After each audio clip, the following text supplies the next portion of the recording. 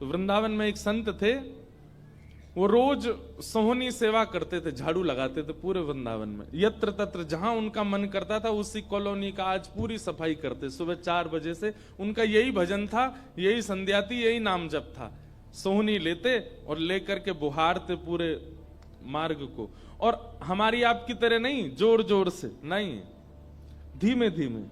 उनके मन में यह भाव था कि वृंदावन श्री प्रिया प्रियतम का ही स्वरूप है, इनके प्रति मैं रोष नहीं करूंगा, धीमे धीमे। और जब बुहारते थे तो अपने नेत्रों से ध्यान पूर्वक ब्रज की रज को देखते थे, कहीं कोई चिन्ह दिख जाए, कहीं किशोरी जी के चरण रज दिख जाए, कहीं ठाकुर जी के चरण दिख जाए। करते करते जब वर्षों बीत गए तो किशोरी जी के मन में भाव आया, हम नित्य रास के लिए वृंदावन में जाते हैं और पूरे वृंदावन को सुव्यवस्थित ये महात्मा करके रखते हैं, और इनकी एक ही अभिलाषा है कि हमारे चरण चिन्ह इनको दिख जाएं। एक दिन किशोरी जी ने उनको अपने चरण चिन्ह का दर्शन कराया। वो चरण चिन्ह देख करके उनके मन में विश्वास हो गया कि हे श्यामा जो चरण चिन्ह है, इसका मतलब चरण भी है, और चरण है तो मतलब आप भी हो। जब चरण चिन्ह तक ले ही आई हो तो आप अपने दर्शन भी करा दो। अब अगली उनकी स्थिति हो गई कि अब चरण चिन्ह नहीं, अब तो प्रत्यक्ष किशोरी जी को देखना है। लेकिन हमारे ब्रज की एक परंपरा है कि जब तक किशोरी जी की सखियां अनुमति नहीं देंगी ना, तब तक किशोरी जी के दर्शन नहीं हो सकते।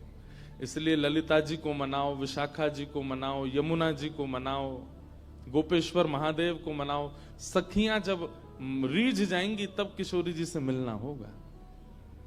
वृंदावन रस अलग है। अभी हम 15 तारीख से जो कथा करने वाले हैं वो वृंदावन रस के ही ऊपर है। 15 से लेकर के 18 अप्रैल तक गांधी धाम कच्छ गुजरात में, जहां पर वृंदावन रसामृत पद लिखा गया, वहां उस कथा को आप लाइव सुनना, उसमें वृंदावन रस की ज्यादा चर्चा करेंगे। तो जब तक ललिता विशाखा आदि सखियां अनुमति नहीं देती तब तक किशोरी जी के दर्शन नहीं होते। लेकिन किशोरी जी तो चाहती हैं कि उनको दर्शन दें। तो एक दिन किशोरी जी ने रास करते करते अपना नूपुर वहीं छोड़ दिया, और नूपुर छोड़ करके किशोरी जी निकुंज में चली गई। आप सुबह सुबह जब सोहनी करने आए तो आपको वो नूपुर मिला, और नूपुर देख करके वो आनंदित हो गए। इतना सुंदर नूपुर, ऐसी सुंदर उसकी कलाकृति, इतना हल्का उसका वजन, इतना सुंदर उसका स्वरूप।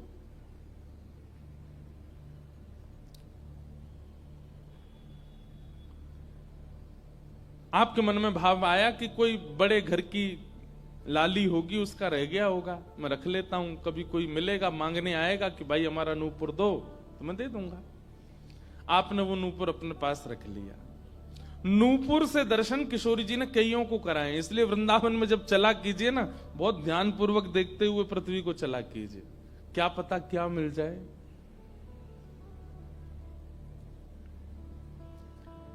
सूरदास जी को भी नूपुर से ही दर्शन हुए किशोरी जी के, और आज इन महापुरुष को भी हो रहे हैं। मुझे नाम स्मृति में नहीं आ रहा है, शायद संभवतः श्याम चरण दास जी नाम था।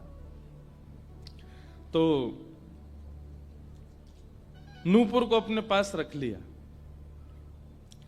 किशोरी जी का नियम है कि जब रास में जाती हैं तो सब सखियां उनका श्रृंगार करती हैं, और एक एक श्रृंगार जो उन्होंने धारण किया है वो लिख लेती हैं।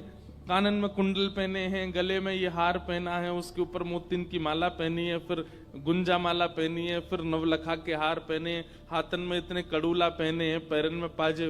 क्यों? बोले रास में श्याम सुंदर आते हैं, पता ना काचोरी करके भाग जाएं। अगर एक कम रह जाए तो फिर ठाकुर जी की शामत कहाँ है, हमारी श्री जी का श्रृंगार बताओ। इसलिए सब सखियां जो हैं किशोरी जी के सिर से लेकर नख तक एक एक श्रृंगार को लिख लेती हैं पहले, रास में भेजने से पहले। और फिर रास में आने के बाद, रास से आने के बाद फिर सब सखियां एक एक श्रृंगार, एक बोलेगी हाँ भाई कानन में ये कुंडल हैं, सिर पर ऐसा सुंदर वो है, गले में ऐसी माला है, हाथन में कड़ूला, पामन में ये 2 पाजेब हैं, सब गिनती करो। और एक एक करके उतारती जाती है सखियां। आज किशोरी जी के चरणों का एक नूपुर नहीं है। शाखा आदि बोली हे श्यामाजू आपका एक नूपुर कहां गया? बोले अरे मो तो पतो ना है, सके नृत्य करते करते रह गए हो वृंदावन में। ललिता विशाखा बोली स्वर्ग के इंद्र के हाथी के दांतों से बना हुआ नूपुर है, वो सामान्य नूपुर नहीं है। आपके ऊपर तो कोटि कोटि ब्रह्मांड वारी वारी जाते हैं किशोरी जी, पर वो नूपुर ठाकुर जी ने आपको भेंट किए हैं, बड़े बहुमूल्य नूपुर हैं। अब किशोरी जी बोली मोए ना पता कहां रह गए होगो कहीं पे। किशोरी जी तो मन बना चुकी है ना, दर्शन देना है उनको। तो ललिता विशाखा ने विचार किया कि हम ही जाती हैं, ढूंढ के आती हैं निकुंज में, कहां है, वृंदावन में। बोले अपने रूप में तो नहीं जाएंगी, तो एक वृद्धा का रूप धारण किया, एक वृद्ध मैया का रूप धारण करके ललिता विशाखा गई और वृंदावन में ढूंढने लगी नूपुर कहां है। तभी ढूंढते ढूंढते वो महाराज जी सोहनी कर रहे थे, उनके सामने पहुंची। अरे बाबा हमारी लाली आई सवेरे सवेरे यहाँ पे और बाके पाम को एक नूपुर रह गयो, तेने देखो। बाबा बोले तुम कौन हो रही? बोले हम पास के गांव की रहवारी, हमारी बहू है वो और या की लाली है वो, जाको नूपुर रह गयो है। बाबा बोले मैं कैसे पहचान जाऊं कि तुम्हारी ही लाली का नूपुर है? भाई मनचले लोग हैं, बहुमूल्य वस्तु किसी पे देखते हैं तो सब अपना अपना बताते हैं। रोड में अगर 100 रुपया गिर जाए और 50 लोग वहां से निकल रहे हों, कि कोई पूछे भैया 100 रुपया किसका, सब अपनी जेब चेक करते, भले ही कुछ लेके नहीं थे, भले ही जेब में कुछ नहीं था, फिर भी देखते हैं लग तो मेरा ही रहा थे, मेरे जेब में 100 रुपए तो थे। सब अपना बताते हैं बहुमूल्य वस्तु को। तो मैं कैसे मानूं कि तुम्हारा नूपुर है? अरे बाबा हम कह रहे हैं तुम थे। बोले कहवे को अभी मैंने तो नूपुर, मैं तो असमंजस में पड़ जाऊंगा कि मैंने गलत आदमी दे दियो। बाबा फिर कैसे माने को? बोले एक नूपुर मेरे पास है, एक नूपुर तुम्हारी बहू ने ही पहन रखो होगो, वाकू ले आओ और यहां लाकर के मुझे पहले नूपुर की पहचान करा तो मैं दूसरा दे दूंगा। ललिता विशाखा बोली बड़ो चतुर बाबा है, श्री जी को बुला रहा है।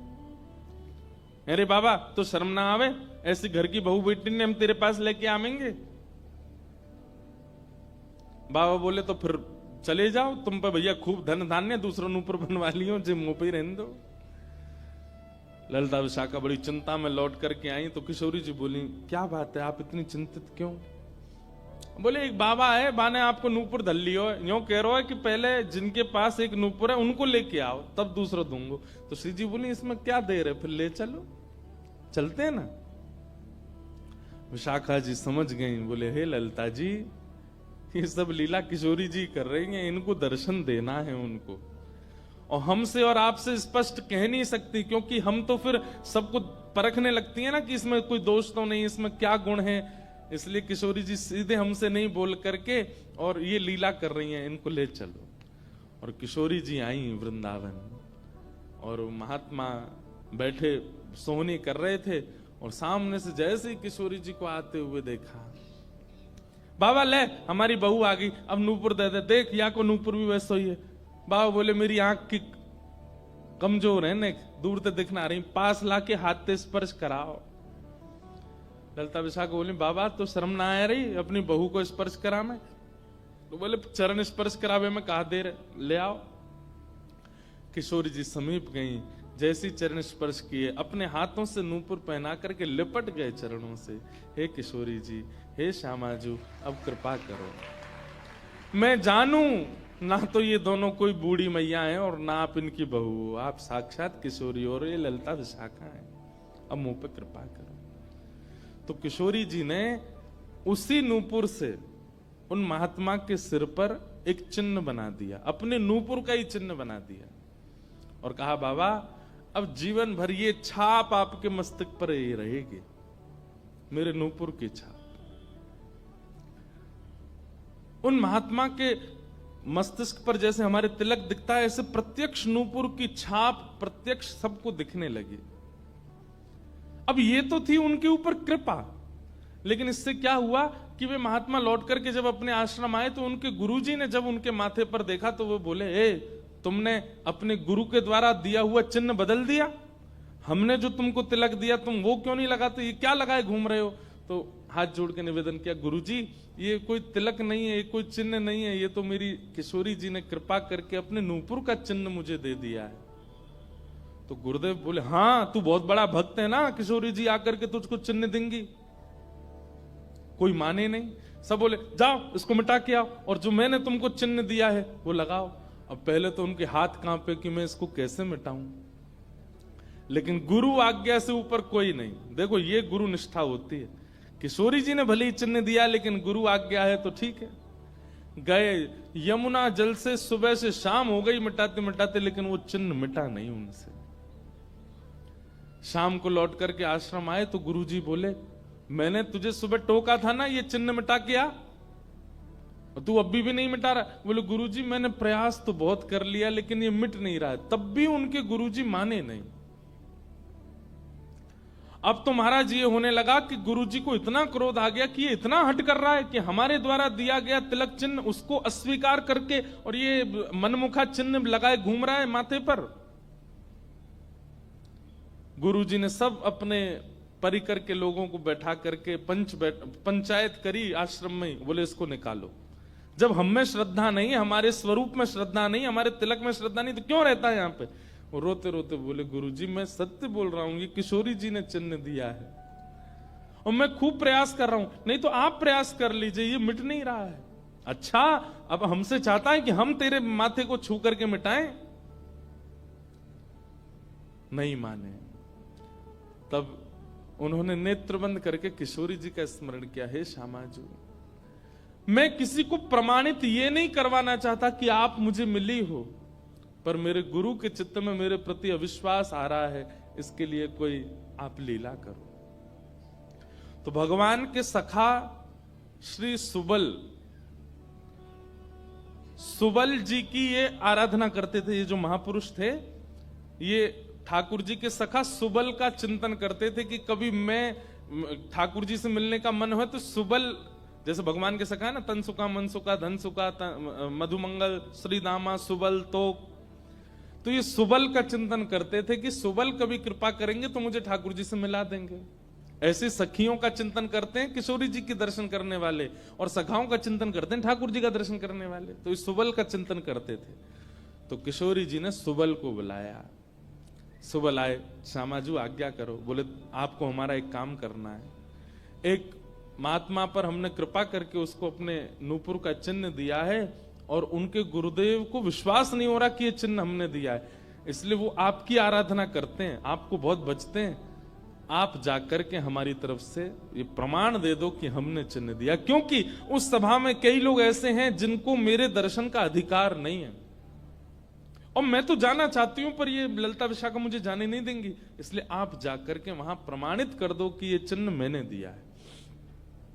तब भगवान के सखा सुबल साक्षात उस आश्रम में प्रकट हो गए और प्रकट होकर के जैसे देखा दिव्य देह, दिव्य तनु, दिव्य तेज निकल रहा है, सबने प्रणाम किया। बोले कि ये आपका परिचय। बोले मैं भगवान का सखा सुबल हूं। देख करके सबने बोले आप कैसे आए। बोले हे गुरुदेव आप अपने शिष्य पर इतने रोष कर रहे हो, ये चिन्ह ये किशोरी जी ने ही इनके माथे पर पधराया है, आप इनके ऊपर नाराज मत हो। अब सुबल प्रमाणित करके चले गए। अब क्या हुआ, गुरु जी को आत्मग्लानि होने लगी। बोले मैं गुरु हूं और मेरे चेला को ठाकुर जी मिल गए, श्री जी मिल गई और मुझे विश्वास नहीं हुआ। तब गुरु जी ने अपने गुरुजनों को, अपने श्रेष्ठ जनों से जाकर के कहा कि मुझसे अपराध बना है। ठीक है, गुरु शिष्य के ऊपर क्रोध कर सकता है, उसका कोई दंड नहीं होता, पर किशोरी जी के द्वारा कृपा की गई, मैंने उस पर प्रश्न चिन्ह उठा दिया, इसका तो मुझे दंड मिलना चाहिए। तब सब रसिक जनों ने विचार किया, बोले इसका क्या दंड दें। तो बोले आप एक काम कीजिए, दंडोत्सव कीजिए। दंडोत्सव। बोले दंडोत्सव में क्या करना है। बोले आज तक जितनी तुम्हारे पास जमा पूंजी है सब संतों की, भक्तों की सेवा में लगा करके और आनंद से सुंदर भंडारा करो, सुंदर नाम संकीर्तन करो, सुंदर अपने घर पर एक उत्सव रखो और उसमें जितने महापुरुष आए सबको दंडवत प्रणाम करते करते सबसे क्षमा मांगो और फिर जब सब तुम्हारा धन संपत्ति अब तक जितनी कमाई वो सब संतों की सेवा में लग जाए, फिर उन संतों से कृपा प्रसादी मांगो कि आप सब मुझे क्षमा कर दो। इस प्रकार से दंडोत्सव करो। तो जिन्होंने ये भाव कहा है उनको ये दंडोत्सव करना है। दंडोत्सव मतलब अब पूरे जीवन की जमा पूंजी तो खर्च नहीं कर पाओगे, पर हां पिछले 3-4 साल में जो जमा कर रखा है प्रयास करो उससे। पंढरपुर में वारी जाती हैं, हमें भैया बता रहे थे अपने जो जिनके साथ हम घूम रहे थे कल, कि यहाँ वारी जाती है, यहीं से जाती है श्री पंडरीनाथ भगवान की वारी में इतने सारे वैष्णव जाते हैं, उनकी सेवा में लगा दो। वृंदावन जाके कुछ लगाया हो, पंढरपुर में लगा दो, गोवर्धन में लगा दो, और सुंदर अपने घर पर एक ठाकुर जी का उत्सव करके किसी श्रेष्ठ को वृंदावन से बुला करके उनका सुंदर संकीर्तन करवाओ, कथा करवाओ, 2-3 दिन का ही कोई उत्सव रखो। इस प्रकार से अपनी वो जमा पूंजी संत वैष्णवों की सेवा में खर्च करके भंडारा करा के जितनों से मिलो सबसे क्षमा मांगो। वारी निकलती है आषाढ़ी एकादशी पर, इतने सारे वैष्णव जाते हैं पंढरपुर दर्शन करने, मार्ग पे खड़े होकर सबको शरबत पिलाओ और जो जो शरबत पिए उससे क्षमा मांगो, मुझे क्षमा कर दो, मुझसे अपराध बना है, मैंने कंठी पहनने के बाद भी मांस का सेवन किया, मैंने मद्य का सेवन किया, मैंने ऐसा किया, ये क्षमा मांगो। असंख्य भक्त एक साथ जब आपको क्षमा करेंगे तब आपका ये अपराध पूर्ण होगा। इसी को कहते हैं दंडोत्सव। तो फिर कथा पूरी करें। वो महाराज जी को सब लोगों ने कहा तुम दंडोत्सव करो, तो उन्होंने कहा ठीक है, मैं अगले 7 दिन के लिए दंडोत्सव करूंगा। ब्रज में जितने भी संत आवेंगे ब्रज की सीमा पर खड़े होकर के सबको माला पहना करके सबको सत्कार के साथ लाया जाए। आश्रम में उनकी रहने की सुंदर व्यवस्था, प्रसाद की व्यवस्था, और नाम संकीर्तन अखंड चले 24 घंटा 7 दिन तक, और खूब भंडारा चले, और जितने महापुरुष आए सबसे क्षमा मांगनी। तो जब ये दंडोत्सव का बात हुई तो गुरु जी ने दंडोत्सव लिया, और चेला बेचारे जिनको किशोरी जी ने चिन्ह दिया था वो मन में सोचने लगे ये क्या हो रहा है, मेरे कारण मेरे गुरुजी को दंडोत्सव करना पड़ रहा है। तो उन्होंने अपने गुरुदेव के सामने प्रणाम करते हुए अपनी झोली फैला के कहा गुरुजी मुझे एक भिक्षा दे दो। तो क्या चाहिए? बोले जो दंडोत्सव आप करना चाह रहे हैं वो मुझे करने दीजिए, आप विराजिए, आपकी जगह मैं करूंगा, मैं शिष्य हूं आपका। तो बोले नहीं नहीं, अपराध हमने किया तो तुम क्यों करोगे? बोले गुरुजी बस यही कृपा चाहिए। तब बड़े संतों ने मिलकर के सबने कहा कि भाई देखो शिष्य कर सकता है, अगर इनकी इच्छा है तो ये करने दो। तो फिर गुरुजी का दंडोत्सव उन्होंने ही किया जिनको चिन्ह किशोरी जी ने प्रदान किया था, दंडोत्सव मनाया। इस प्रकार भैया जिनसे ये अपराध बन जाता है ना, कभी कंठी माला पहनने के बाद अपराध बन जाता है, किसी वैष्णव के प्रति कुभाव बन जाता है, किसी तीर्थ में जाकर के कोई पाप बन जाता है, उनको ये सब दंडोत्सव करने चाहिए। अपनी कोई पैसा खर्च कराने के लिए नहीं कह रहे हम, लेकिन हाँ जितना हो सके वैष्णवों की सेवा करके, अब चाहे वो धन लगा के करनी पड़े, चाहे तन से करनी पड़े, चाहे मन से करनी पड़े।